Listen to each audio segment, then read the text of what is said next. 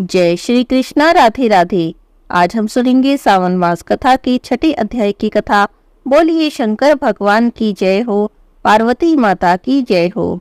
महादेव जी कहते हैं, हे पार्वती सुनो, कैलाश के उत्तर निषद पर्वत के शिखर पर स्वयं प्रभा नाम की एक विशाल पुरी है।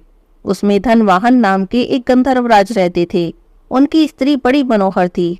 उसके साथ रहकर वे वहां पर दिव्य भोगों का उपभोग करते थे।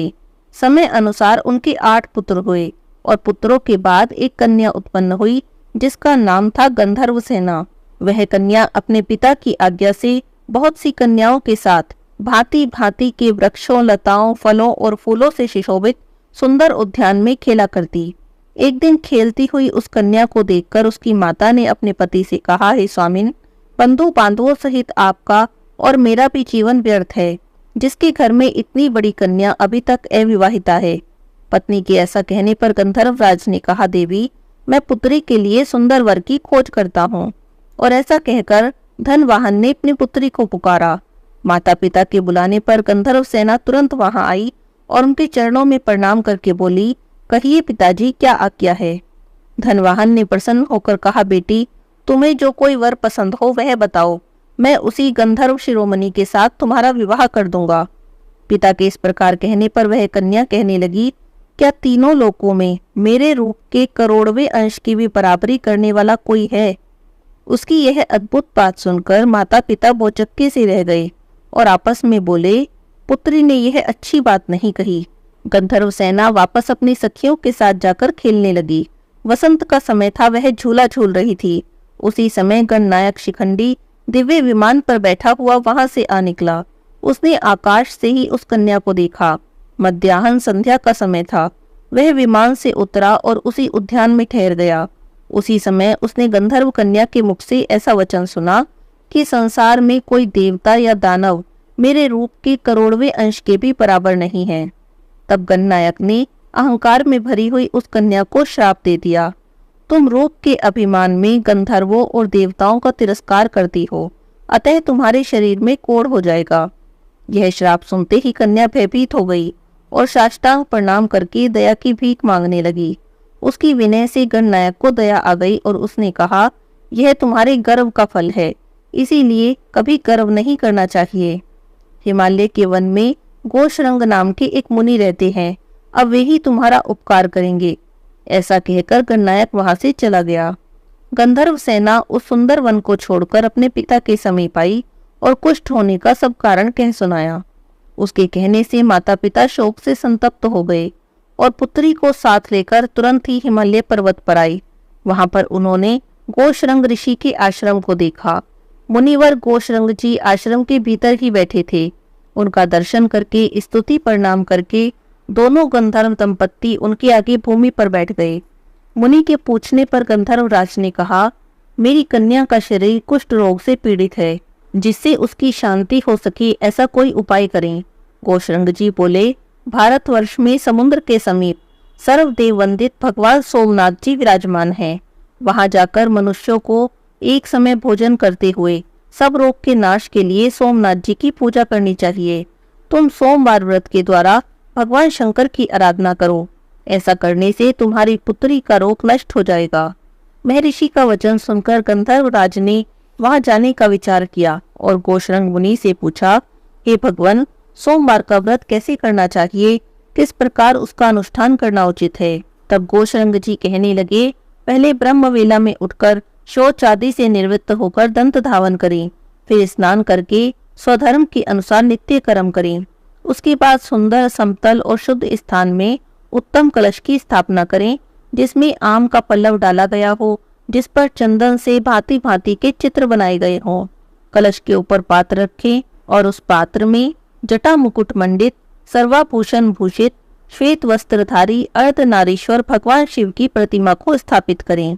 उसके बाद उमा सहित महेश्वर की श्वेत वस्त्रों और भांति भांति के भक्ष्य भोज्य पदार्थों के द्वारा पूजन करें। बिजोरा नींबू अर्पण करके कहें, हे महादेव, आप श्वेत वृषभ पर आरूढ़ हैं, श्वेत आभूषणों से भूषित हैं, आधे शरीर में भगवती उमा से संयुक्त हैं। आपके 5 मुख हैं, 10 भुजाएं हैं और प्रत्येक मुख के साथ 3-3 नेत्र हैं। आपको नमस्कार है। आप सर्वस्वरूप हैं, आपको बारंबार नमस्कार है। ऐसे कहकर पूजन और स्तुति करके रात्रि में भोजन करें। सोमनाथ महादेव जी का ध्यान करते रहें और कुष्ठ की चटाई पर सोएं।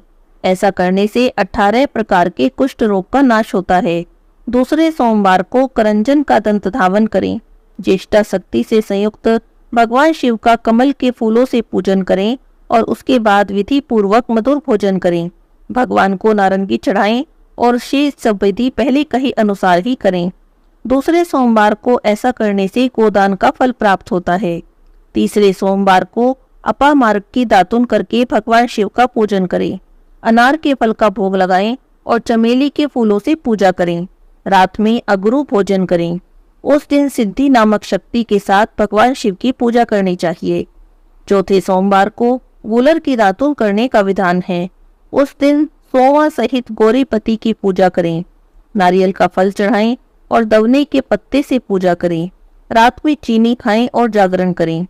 पांचवें सोमवार को विभूति सहित गणेश्वर की कुंद के फूलों से पूजा करें। पीपल की दातुन करें और मुनक्का के साथ अर्घ्य दें। रात में सफेद मक्का का भोजन करें। ऐसा करने से अश्वमेघ यज्ञ का फल प्राप्त होता है। छठे सोमवार को भद्रा सहित स्वरूप नामक शिव का पूजन करें। चमेली की दातुन करें। ततोरे के फल से अर्घ्य दें। उस दिन बेला के फूल से परम भक्ति पूर्वक पूजा करनी चाहिए। रात में कपूर भोजन करें। सातवें सोमवार को बेला की दातुन करें। दीप्ता शक्ति के साथ सर्वज्ञ भगवान शिव की पूजा करें। जम्बीरी नींबू का फल अर्पण करें और चमेली के फूल से पूजा करें। रात में लौंग खाएं। ऐसा करने से अनंत फल की प्राप्ति होती है। आठवें सोमवार को केले के फल और मरुआ के फूलों से अमोघा शक्ति सहित जगदीश्वर भगवान शिव का पूजन करें और रात में दूध पिएं। इससे अग्निष्टोम यज्ञ का फल प्राप्त होता है। करोड़ों बार गंगा स्नान करने से और सूर्य ग्रहण के समय कुरुक्षेत्र में वेदाक्त ब्राह्मण को 10,000 स्वर्ण मुद्रा दान करने से जिस फल की प्राप्ति होती है, वही सोमवार व्रत करने पर कोटि गुना अधिक होकर मिलता है। नवा सोमवार प्राप्त होने पर व्रत का उद्यापन करें। ध्वजा पताकाओं से सुशोभित गोल मंडप और कुंड बनाएं। 4 दरवाजे बनाकर मंडप के मध्य भाग में चौकोर वेदी का निर्माण करें। उस पर मंडल बनाकर बीच में कमल बनाएं। 8 दिशाओं में पृथक पृथक स्वर्ण सहित कलश को स्थापित करें। पूर्व से लेकर वामादि शक्तियों की स्थापना करें।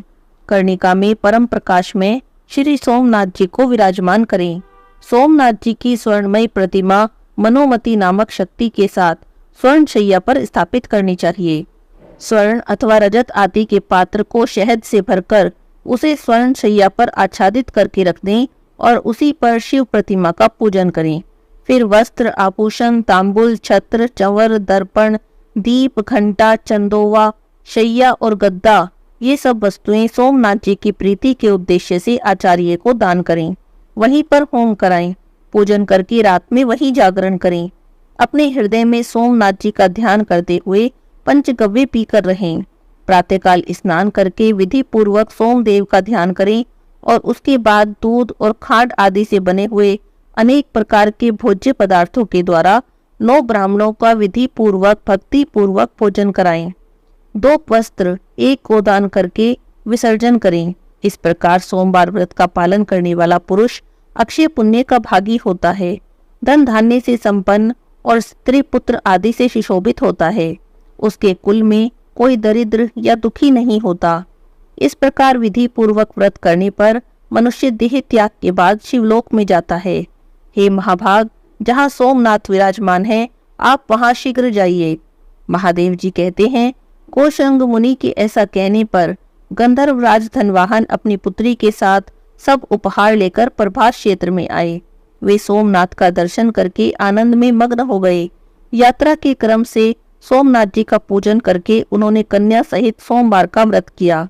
इससे उनके ऊपर सोमनाथ जी प्रसन्न हुए और उन्होंने उनकी कन्या के रोग का नाश करके समस्त कामनाओं की सिद्धि देने वाला गंधर्व देश का राज्य और अपनी भक्ति प्रदान की। महादेव जी से वरदान पाकर धनवाहन गंधर्व कृतार्थ हो गए। उन्होंने सोमनाथ जी के उत्तर भाग में दंडपानी के समीप भक्ति पूर्वक गंधेश्वर शिव की स्थापना की। ये वर्धा से पश्चिम 5 धनुष की दूरी पर हैं। पंचमी तिथि में उनकी पूजा करके मनुष्य कभी दुखी नहीं होता। धनवाहन की पुत्री गंधर्व सेना ने भी वहीं गौरी जी के समीप पूर्व भाग में 3 धनुष की दूरी पर विमलेश्वर नाम के शिवलिंग की प्रतिष्ठा की, जो सब रोगों का नाश करने वाला है। तृतीया तिथि को विमलेश्वर की पूजा करके प्रत्येक स्त्री दुर्भाग्य दोष से मुक्त हो जाती है, घर में सम्मानित होती है और पुत्र और संपूर्ण मनोरथों को प्राप्त कर लेती है। बोलिए भगवान शंकर की जय हो, माता पार्वती की जय हो, सोमनाथ भगवान की जय हो। एक समय नारद जी ने ब्रह्मा जी से मल्लिकार्जुन ज्योतिर्लिंग के प्रादुर्भाव की कथा के विषय में पूछा। तब ब्रह्मा जी ने कहा, मुनि श्रेष्ठ, तुम तो बड़े कारुणिक हो, तुमने बड़ी उत्तम बात पूछी है। अच्छा ठीक है, मैं मल्लिकार्जुन ज्योतिर्लिंग के प्रादुर्भाव की कथा का वर्णन करता हूँ, तुम ध्यान लगाकर सुनो। कैलाश पर्वत पर भगवान शिव और माता पार्वती अपने दोनों पुत्रों गणेश जी और कार्तिकेय जी के साथ सुख से रह रहे थे। भगवान शिव और माता पार्वती अपने दोनों पुत्रों की बाल लीला देख देख कर महान प्रेम में मग्न रहने लगे। पुत्रों का लाड़ प्यार करने के कारण माता पिता का सुख दिनों दिन बढ़ता जाता था। वे दोनों कुमार प्रीति पूर्वक आनंद के साथ तरह तरह की लीलाएं करते थे। हे मुनीश्वर, वे दोनों बालक स्वामी कार्तिकेय और गणेश जी भक्ति पूरित चित्त से सदा ही अपने माता पिता की परिचर्या किया करते थे। इससे माता पिता का महान स्नेह कार्तिकेय जी और गणेश जी पर शुक्ल पक्ष की चंद्रमा की भांति दिनों दिन बढ़ता ही गया। एक समय भगवान शिव और माता पार्वती दोनों प्रेम पूर्वक एकांत में बैठकर विचार करने लगे कि हमारे ये दोनों पुत्र विवाह योग्य हो गए, अब इन दोनों का शुभ विवाह कैसे संपन्न हो। हमें तो जैसे कार्तिकेय प्यारा है वैसे ही गणेश भी प्यारा है।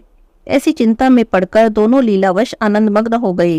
ये मुनि, माता पिता के विचार को जानकर उन दोनों पुत्रों के मन में भी विवाह की इच्छा जाग उठी। वे दोनों पहले मैं विवाह करूंगा, पहले मैं विवाह करूंगा, ऐसा बार बार कहते हुए परस्पर विवाद करने लगे। तब जगत के अधीश्वर वे दोनों दंपत्ति पुत्रों की बातें सुनकर लौकिक आचार का आश्रय लेकर परम विस्मय को प्राप्त हुए। कुछ समय के बाद उन्होंने अपने दोनों पुत्रों को अपने पास बुलाया और कहा, शिव पार्वती ने कहा, पुत्रों, हम लोगों ने पहले से ही ऐसा नियम बना रखा है जो तुम दोनों के लिए सुखदायक होगा। अब हम यथार्थ रूप से उसका वर्णन करते हैं, तुम प्रेम से सुनो। प्यारे बच्चों, हमें तो तुम दोनों ही प्यारे हो, किसी पर विशेष प्रेम हो ऐसी कोई बात नहीं। अतः हमने तुम लोगों के विवाह के विषय में एक ऐसी शर्त बनाई है जो दोनों के लिए ही कल्याणकारी है। जो सारी पृथ्वी का परिक्रमण करके पहले लौट आएगा, उसी का शुभ विवाह पहले किया जाएगा। ब्रह्मा जी कहते हैं, हे नारद, माता पिता की यह बात सुनकर महाबली कार्तिकेय तो तुरंत अपने स्थान से पृथ्वी की परिक्रमा करने चल दिए, परंतु अगाध बुद्धि संपन्न गणेश जी वहीं खड़े रह गए। वे अपनी उत्तम बुद्धि का आश्रय लेकर बार बार अपने मन में सोचने लगे, अब मैं क्या करूं और कहाँ जाऊं। परिक्रमा तो मुझसे हो नहीं सकेगी, क्योंकि कोस भर चलने के बाद फिर मुझसे आगे नहीं चला जाएगा। फिर सारी पृथ्वी की परिक्रमा करके भला मुझे सुख कैसे प्राप्त होगा। ऐसा विचार कर गणेश जी ने जो किया, अब उसे सुनो। उन्होंने अपने घर लौटकर विधि पूर्वक स्नान किया और माता पिता से कहा, माताजी, पिताजी, मैंने आप लोगों की पूजा करने के लिए यहाँ 2 आसन स्थापित किए हैं, आप इस पर विराजिए और मेरा मनोरथ पूर्ण कीजिए। ब्रह्मा जी कहते हैं, हे नारद, गणेश जी की बातें सुनकर पार्वती देवी और भगवान शिव उनकी पूजा ग्रहण करने के लिए आसन पर विराजमान हो गए। तब गणेश जी ने उनकी विधि पूर्वक पूजा की, बारंबार प्रणाम करते हुए 7 बार उनकी प्रदक्षिणा की। हे बेटा नारद, गणेश जी तो बुद्धि के सागर हैं। वे हाथ जोड़कर माता पिता की बहुत प्रकार से स्तुति करके कहने लगे, हे माताजी, हे पिताजी, आप लोग मेरी उत्तम बात सुनिए और अब शीघ्र ही मेरा शुभ विवाह कर दीजिए। ब्रह्मा जी कहते हैं, हे मुने, गणेश जी का वचन सुनकर दोनों माता पिता महाबुद्धिमान गणेश जी से कहने लगे, बेटा, तुम पहले काननों सहित इस पृथ्वी की परिक्रमा तो कर लो। कुमार गया हुआ है, तुम भी जाओ, उनसे पहले लौट आओ, तभी तुम्हारा विवाह पहले किया जाएगा। ब्रह्मा जी कहते हैं, हे नारद, नियम पारायण गणेश जी माता पिता की ऐसी बातें सुनकर कुपित हो गए और कहने लगे, माताजी, पिताजी, आप दोनों सर्वश्रेष्ठ, धर्म रूप और महाबुद्धिमान हैं, अतः धर्म के अनुसार मेरी बात सुनिए। मैंने 7 बार पृथ्वी की परिक्रमा की है, फिर आप ऐसी बात क्यों कह रहे हैं। ब्रह्मा जी कहते हैं कि शिव पार्वती तो लीलानंदी हैं, वे गणेश जी का कथन सुनकर लौकिक गति का आश्रय लेकर बोले, पुत्र, तुमने समुद्र पर्यंत विस्तार वाली बड़े बड़े कानूनों से युक्त इस सप्त द्वीपवती विशाल पृथ्वी की परिक्रमा भला कब की? ब्रह्मा जी कहते हैं, हे मुने, जब भगवान शिव और माता पार्वती ने ऐसा कहा तब उसे सुनकर महान बुद्धि संपन्न गणेश जी कहने लगे, माताजी, पिताजी, मैंने अपनी बुद्धि से आप दोनों शिव पार्वती की पूजा की और प्रदक्षिणा की, अतः मेरी समुद्र पर्यंत पृथ्वी की परिक्रमा पूरी हो गई है। धर्म के संग्रहभूत वेदों और शास्त्रों में ऐसे वचन मिलते हैं, वे सत्य हैं या असत्य हैं। जो पुत्र माता पिता की पूजा करके उनकी प्रदक्षिणा करता है उसे पृथ्वी परिक्रमा जनित फल सुलभ हो जाता है। जो माता पिता को घर पर छोड़कर तीर्थ यात्रा के लिए जाता है वह माता पिता की हत्या से मिलने वाले पाप का भागी होता है, क्योंकि पुत्र के लिए माता पिता का चरण सरोज ही महान तीर्थ है। अन्य तीर्थ तो दूर जाने पर प्राप्त होते हैं, परंतु धर्म का साधनभूत यह तीर्थ तो अपने पास में ही सुलभ है। पुत्र के लिए माता पिता और स्त्री के लिए पति, ये दोनों सुंदर तीर्थ घर में ही वर्तमान हैं। ऐसा जो वेद शास्त्र निरंतर कहते हैं, फिर आप लोग असत्य कर दीजिए, और यदि यह असत्य हो जाएगा तो निसंदेह वेद भी असत्य हो जाएंगे। वेद द्वारा वर्णित आपका यह स्वरूप भी झूठा ही समझा जाएगा। इसीलिए या तो आप मेरा विवाह कर दें या फिर कह दें कि वेद शास्त्र झूठे हैं। आप दोनों धर्म रूप हैं, अतः भली बातें विचार करके इन दोनों में से जो परम उत्तम प्रतीत हो वही आप करें। ब्रह्मा जी कहते हैं, हे मुने, तब तो बुद्धिमानों में श्रेष्ठ, उत्तम बुद्धि संपन्न और महान ज्ञानी वे पार्वती नंदन गणेश इतना कहकर चुप हो गए। इधर दोनों पति पत्नी जगदीश्वर भगवान शिव और माता पार्वती गणेश जी के वचन सुनकर परम विस्मित हुए। उसके बाद वे यथार्थभाषी और अद्भुत बुद्धि वाले अपने पुत्र गणेश की प्रशंसा करते हुए कहने लगे, बेटे, तुम महान आत्मबल से संपन्न हो, इसी से तुम में निर्मल बुद्धि उत्पन्न हुई है। तुमने जो बात कही वह बिल्कुल सत्य है। दुख का अवसर आने पर जिसकी बुद्धि विशिष्ट हो जाती है उसका दुख उसी प्रकार विनिष्ट हो जाता है जैसे सूर्य के उदय होते ही अंधकार। जिसके पास बुद्धि है वही बलवान है, बुद्धिहीन के पास बल कहाँ। हे पुत्र, वेद शास्त्र और पुराणों में बालक के लिए धर्म पालन की जैसी बात कही गई है वैसी तुमने सब पूरी कर ली। तुमने जो बात की है वैसा भला कौन कर सकता है। हमने तुम्हारी वह बात मान ली, अब इसके विपरीत नहीं करेंगे। ब्रह्मा जी कहते हैं, हे नारद, ऐसा कहकर उन दोनों ने बुद्धि सागर गणेश जी को सांत्वना दी और फिर उनके विवाह के संबंध में उत्तम विचार करने लगे। इसी समय प्रसन्न बुद्धि वाले प्रजापति विश्वरूप को शिवजी के उद्योग का पता चला। तब उस पर विचार करके उन्हें परम सुख प्राप्त हुआ। उन प्रजापति विश्वरूप के दिव्य रूप संपन्न और सर्वांग शोभना दो सुंदर कन्याएं थी, जिनका नाम था सिद्धि और बुद्धि। भगवान शंकर और देवी पार्वती ने उन दोनों के साथ हर्षपूर्वक गणेश जी का विवाह संस्कार संपन्न कराया। उस विवाह के अवसर पर संपूर्ण देवता प्रसन्न होकर पधारे। उस समय भगवान शिव और माता पार्वती का जैसा मनोरथ था उसी के अनुसार विश्वकर्मा ने विवाह की योजना की। उसे देखकर ऋषियों और देवताओं को परम हर्ष की प्राप्ति हुई। हे नारद जी, गणेश जी को भी उन दोनों पत्नियों के मिलने से जो सुख प्राप्त हुआ उसका वर्णन तो किया ही नहीं जा सकता। कुछ काल के बाद गणेश जी ने उन दोनों पत्नियों से दो दिव्य पुत्र प्राप्त किए। उसमें से गणेश पत्नी सिद्धि के गर्भ से एक क्षेम नामक पुत्र प्राप्त हुआ और बुद्धि के गर्भ से परम सुंदर पुत्र ने जन्म लिया जिसका नाम था लाभ। इस प्रकार जब गणेश जी अचिंत्य सुख भोगते हुए निवास करने लगे तब दूसरे पुत्र कार्तिकेय पृथ्वी की परिक्रमा करके वापस आए। उस समय नारद जी ने कुमार स्कंद को सब समाचार सुनाया। यह सुनकर उनके मन में बड़ा भारी क्षोभ हुआ। स्वामी कार्तिकेय ने क्रोधित होकर कैलाश पर्वत छोड़ दिया और वे क्रोंच पर्वत पर चले गए। माता पिता भगवान शिव और माता पार्वती ने उन्हें रोकने की बहुत कोशिश की, लेकिन वे रुके नहीं और क्रोंच पर्वत पर जाकर रहने लगे। हे नारद जी, उसी दिन से शिवपुत्र स्वामी कार्तिकेय का कुमारत्व प्रसिद्ध हो गया और उनका नाम त्रिलोकी में विख्यात हो गया। वह शुभदायक, सर्व पापहारी, पुण्यमय और उत्कृष्ट ब्रह्मचर्य की शक्ति प्रदान करने वाला है। कार्तिक की पूर्णिमा को सभी देवता, सभी ऋषि, तीर्थ और मुनीश्वर सदा कुमार का दर्शन करने के लिए क्रोंच पर्वत पर जाते हैं। जो भी मनुष्य कार्तिक की पूर्णिमा के दिन कृतिका नक्षत्र का योग होने पर स्वामी कार्तिकेय का दर्शन करता है उसके सभी पाप नष्ट हो जाते हैं और उसे मनोवांछित फल की प्राप्ति होती है। इधर स्कंद जी का बिछोह हो जाने पर उमा को महान दुख हुआ और उन्होंने दीन भाव से अपने स्वामी भगवान शिव से कहा, हे प्रभु, आप मुझे साथ लेकर वहीं चलिए। तब अपनी प्रिया को सुख देने के लिए भगवान शंकर और माता पार्वती क्रोंच पर्वत पर गए। माता पिता को आया हुआ देखकर स्वामी कार्तिकेय ने क्रोंच पर्वत भी छोड़ दिया और वहां से 12 कोस दूर किसी दूसरे पर्वत पर चले गए। भगवान शंकर अपने एक अंश से सुखदायक मल्लिकार्जुन नाम के ज्योतिर्लिंग के रूप में वहीं प्रतिष्ठित हो गए। वे सत्पुरुषों की गति और अपने सभी भक्तों के मनोरथ पूर्ण करने वाले हैं। वे आज भी माता पार्वती के साथ उस पर्वत पर विराजमान हैं।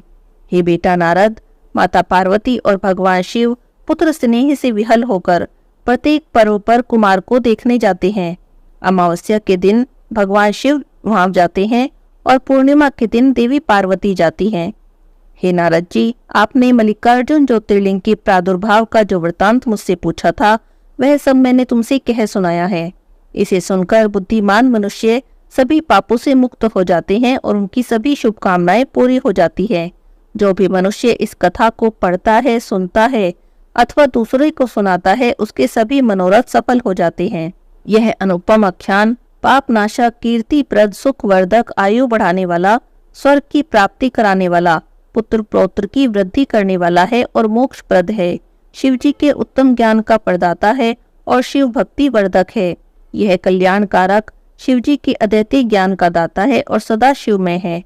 अतः मोक्षकामी अथवा निष्काम भक्तों को सदा ही इस कथा का श्रवण करना चाहिए। बोलिए शंकर भगवान की जय हो, माता पार्वती की जय हो, मल्लिकार्जुन ज्योतिर्लिंग की जय हो।